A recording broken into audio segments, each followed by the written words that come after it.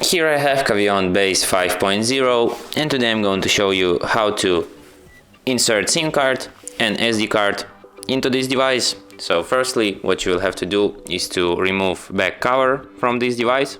Here you have the hatch. That's how you can remove it. Then what you have to do, if you have the micro SIM, you can eject it here right away.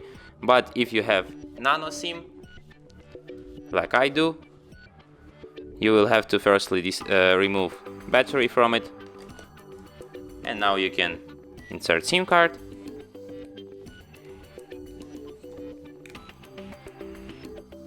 Just like this. And here you can insert SD card. Then put battery back in, back cover back on, and hold down power key to turn your device on.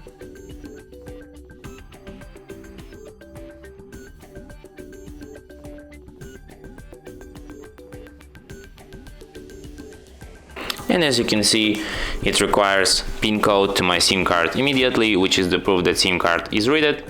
Let's enter it. And there's also a notification that memory card is found, which is the proof that SD card is also read. And that's it. Thanks for watching. If you find this tutorial useful, don't forget to hit that like button and subscribe to our channel.